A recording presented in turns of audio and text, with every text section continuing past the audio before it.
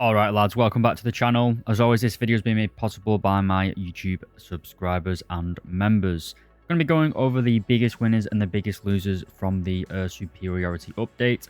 And we're going to start with my favourite edition, which was a bit unexpected, but it is the AMW, or AMX, sorry, for the Italian tech tree. If we take a look at my 10.3 Italian lineup, you'll notice that there isn't really any closer support. You have the old premium A129, which isn't particularly good, to be honest. It has no self-defense, things like that. So Gaijin have added the AMX. This is it's powered by the SPA, so it's not going to be the best engine in the world. I actually haven't flown it yet because Gaijin hasn't given me a test drive. But if we take a look at the modifications, the big game changer.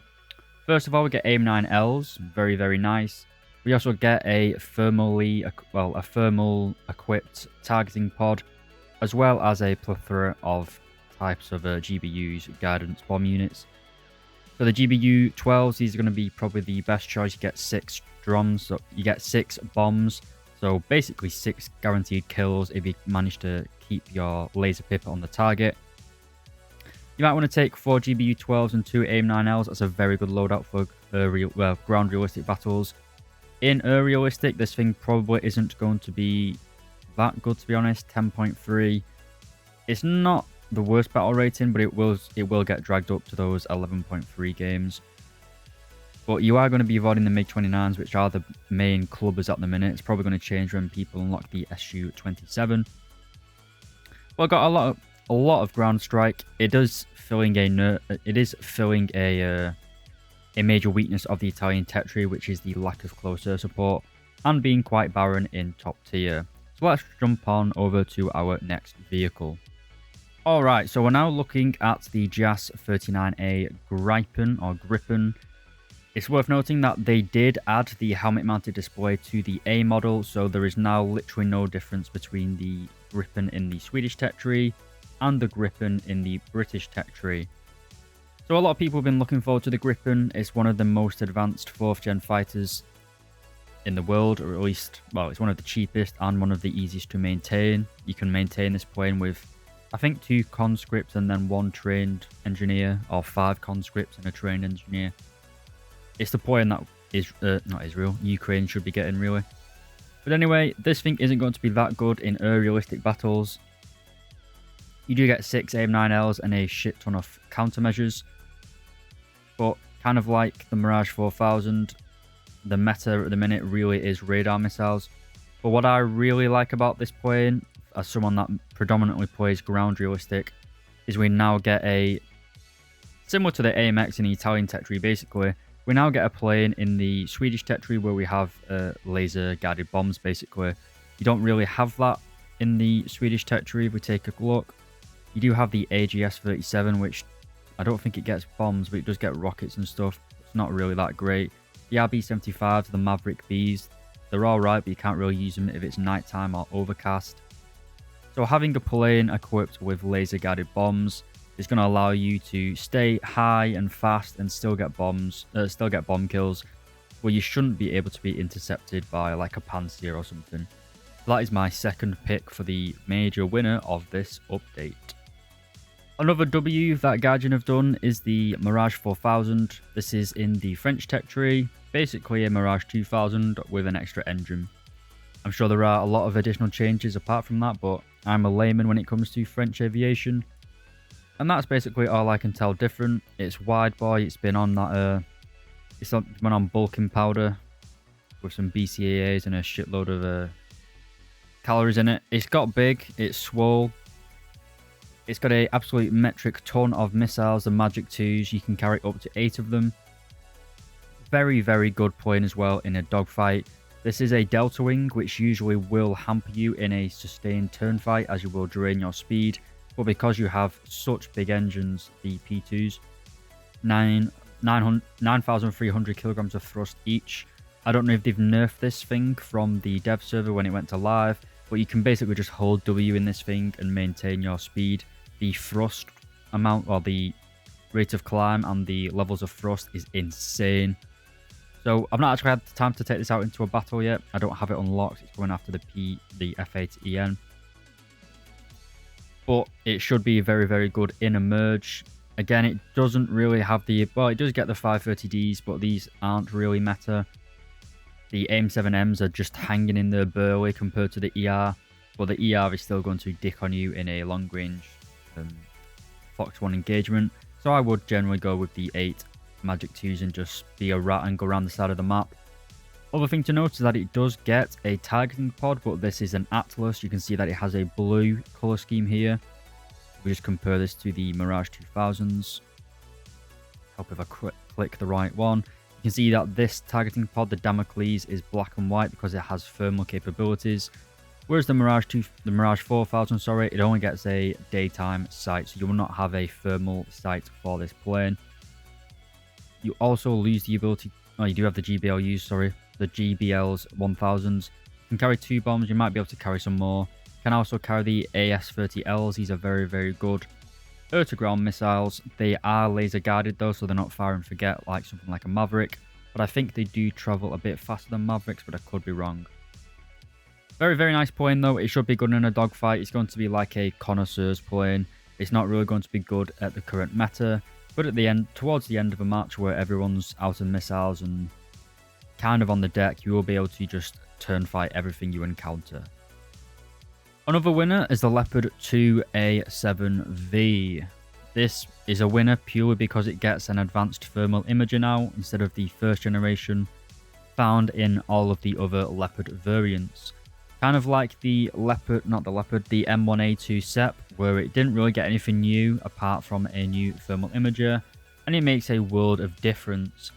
In ground realistic battles, it allows you to just see things a lot easier, and it's especially good in simulator battles where you really do need to distinguish targets because you might end up shooting a friendly. There's not really too much change though between the Leopard 2A6 and the 2A7. The main difference is going to be the spoil liner in the hull and the turret, as well as like a bunch of other random stuff which isn't really in game. Like I think there's a new like power unit or APU in the real life 2A7. Obviously it doesn't matter in War Thunder. The major difference is going to be that increased thermal resolution for the main gunner sight. I think you get a thermal for the commander as well, but I think the Leopard 2A5s have always had that. So another major winner is the SU-27. This thing carries 10 missiles when fully upgraded. You can carry 4 R73, sorry. 4 R73s and then 6 R27 ERs. Bloody hell, I'm losing my mind. Basically, you can carry 10 of the most overpowered missiles in War Thunder, and you really don't have any drawbacks to that. You're the most maneuverable of between the F-15 and this thing. You have similar levels of thrust when you're fully upgraded. You also have a lot better ground strike loadouts compared to the F-15A. So why Gaijin chose to add the 2 points together when this thing just dicks down on it, it's insane. I really don't understand the logic behind it. It also gets a lot of countermeasures, 96. I don't think that's as many as the F-15, but this thing is going to get spammed out and you're going to have entire teams of SU-27s fighting each other because nothing is going to be able to withstand this. Just spamming R27 ERs from across the map. Even the R27 ETs are incredibly dangerous, both in realistic but especially in simulator battles. So yeah, this is the biggest winner in my opinion of the update, at least for what most people are going to be playing. The SU-27 is going to be meta changing. Not only is it incredibly agile in a merge and a dogfight, you get the helmet mounted display which makes it even more lethal. You have the thrust vectoring R73s, and then you have the incredibly long range, incredibly fast and incredibly agile R27 ERs. And we also have an IRST for good measure as well. Another of the winners is again the British. This isn't really adding anything that is particularly amazing, but for the British tech tree, it's giving you a very, very high performance shell, combined with decent mobility and workable armor at medium ranges. This is the Challenger 3D. You've probably heard that it has the same gun found on the Leopard 2A6, the 55 caliber 120mm gun. With DM53 we have 370mm of penetration against armor angled at 60 degrees at point blank range. Very powerful gun against a lot of the Soviet tanks and more than good enough for pretty much every other nation. Is it going to be that different? Is it going to change the meta in War Thunder? No, not at all. But it's just a nice backup for the British tree. The British Challengers are workable. You just kind of have to play it slow and steady. And with the addition of the Challenger 3, you are going to make...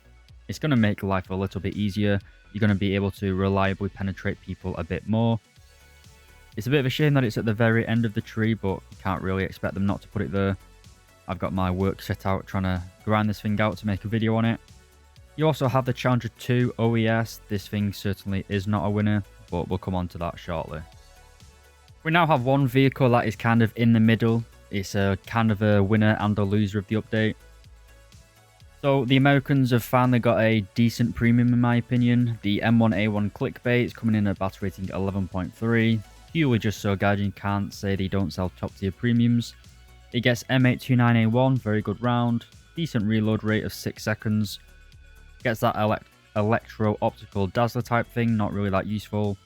And you get a launcher with a broken, can't really show it here, but it's got a broken handrest. I don't really know why that's a feature, but I guess it is anyway. The downside about this tank is that it's 11.3. You only really have the HSTVL and the heavy common to take up as backup. I guess you could take it at top tier and use it as a backup, I guess, but you're probably only really going to be buying this if you don't have these unlocked. And you're going to be up tiered pretty much every game to begin with. Then also have to mention that the M1 Abrams has not been given a spall liner. Now, that might come as a shock to some people, but a lot of the other top tier main battle tanks do get spall liners now. You have a spall liner in the hull of the Leopard 2A7 as well as in the turret. I'm not sure about the 2A6s. I think it is present in the 2A PSO. I think in the regular 2A4, 2A5 and 2A6 you get a spall liner in the turret, but not in the hull. Just double check the PSO. Yeah, so the PSO, it just gets a spall liner in the turret as well. For the Soviets, we have, of course, the T90. This thing does get a spall liner, quite broken to be honest. It gets a spall liner in the turret and the hull as well. It's gonna turn... It's basically a huge nerf for every top tier vehicle, really, because you're not going to be able to kill things as quickly. The Challenger 3 that we just covered, it doesn't get one in the hull, but it does get it in the... Or it should get one in the turret. It's not really on this one. I wonder why not. Anyway, it is present on the Challenger 2E. You can see that it's only present in the turret here. It's on the side of the turret and the turret roof, but not in the hull. I think all of the Challenger 2s get spall liners in the turret, but not in the hull. The Japanese don't get any spall liners whatsoever, unfortunately. But the Japanese don't really have armor to begin with. I don't really know what the point of this frontal armor is supposed to do. But who am I to question Japanese engineering? Do these things get it? The export tanks? That one doesn't get a spall liner. That one doesn't get a spall liner either. Does the new one get one? Doesn't look like it. So the Chinese don't get spall liners. I can guarantee the Italians don't, because the Italians barely gave this tank armor to begin with. The French also don't get any spall liners, I'm pretty sure. It's kind of an artificial buff that Gaijin has given to a certain few nations. The STR 122Bs certainly do get spall liners pretty much everywhere. They get it in the hull, the lower part of the hull, the turret roofs and the turret sides. So the Swedish Leopards are probably going to be basically unkillable this update. I don't know if the PLSS gets it as well. It does. Jesus Christ. So the tanks that were always considered to be incredibly brokenly overpowered in terms of being quite hard to kill are going to now be even harder to kill. Just a quick demonstration of what the spall liner does. It basically doesn't create any spalling. So you can see the shot center of mass from the side, which would have usually killed the tank in a single hit, now just kills the loader. It's going to make it quite hard to get kills. I wonder if they'll actually going to increase the reward multipliers, because kills per match is probably going to go down significantly. The Macavers also seemingly don't get any spall liners either. So yeah, The Abrams and the Americans are probably going to be well, they're going to be a lot easier to kill compared to pretty much every other nation now, apart from the Italians, the Chinese, the Japanese, and most of the Soviet vehicles. But yeah, just a major L for pretty much every other nation, really. We then move on to the certified losers, and I'm going to start with the F-15. When your F-15 is fully spaded, it will have a climb rate of around 330 meters per second. It can carry the AIM-9M as well as the AIM-7M. While it does get retarded bombs, drop tanks, napalm, as well as 3 GBU-8s, it has no other multi-role capability. So why would you really want to fly the F-15A over the F-16? I don't really know, to be honest with you. The F-16 has slightly lower power to weight. It gets the exact same weaponry, except it can't carry as much. It can only carry 2 AIM-7Ms and 4 AIM-9Ls, whereas the F-15 can carry 4 of each. But the F-16 is also more maneuverable. It has a better ground strike loadout with a targeting pod, as well as GBUs, Maverick Ds, and pretty much everything else, dumbfire rockets as well. I don't really know why Guardian chose to add this plane now. They should have added it a couple of updates ago, like generally said they should have done. It's a nice plane to look at, you can't get me wrong. When the F-15 Charlie or the Echo or the EX comes, they will be absolute beasts. But I think this plane has been added a little bit too late to be meta changing, and it just gets dicked down on basically by the SU-27.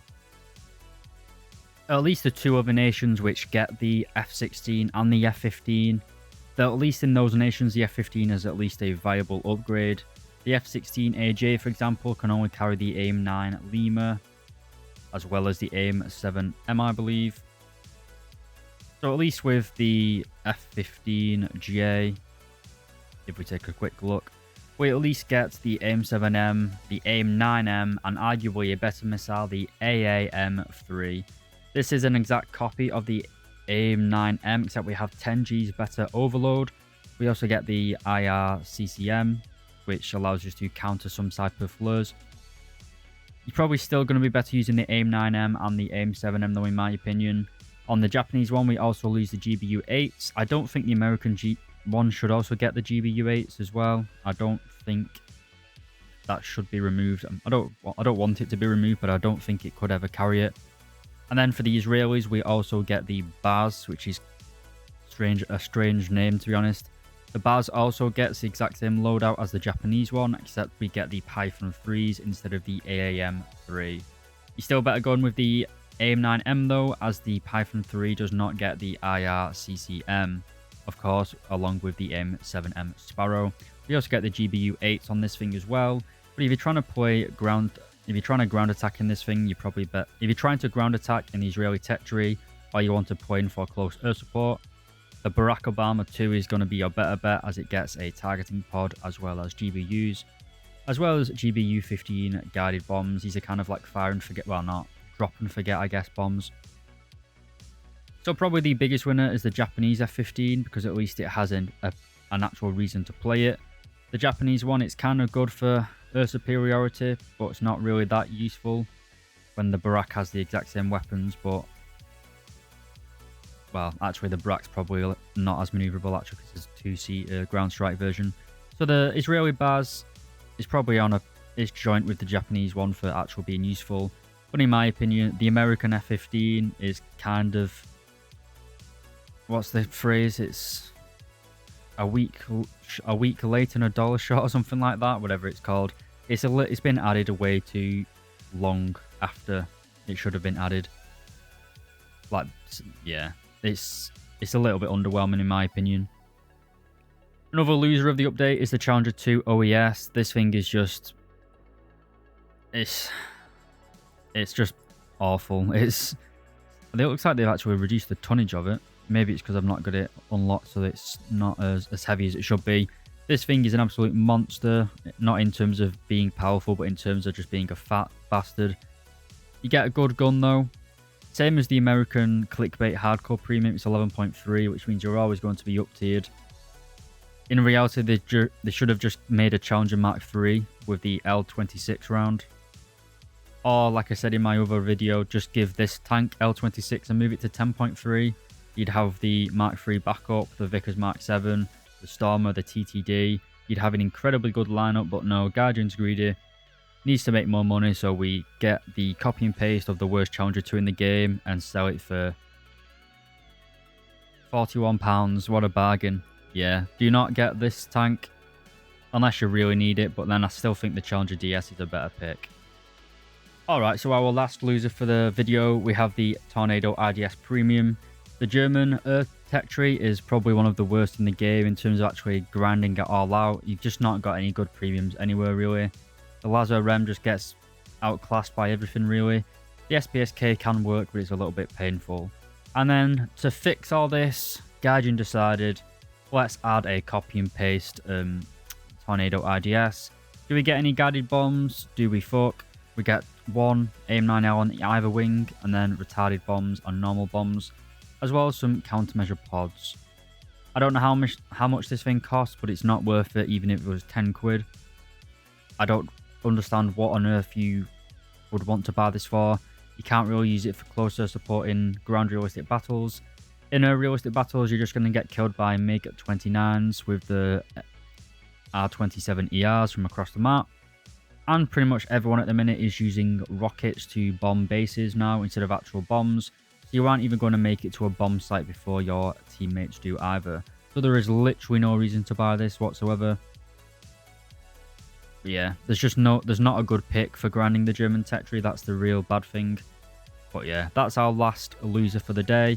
I hope you enjoyed watching the videos, lads. I'm gonna start making the reviews as soon as Gaijin gives me the test drives. I am not going to buy £200 worth of GE and then GE all the new vehicles. I'm not that sad or rich enough. But anyway, lads, I hope you found this video a little bit useful, and I'll see you in the next one.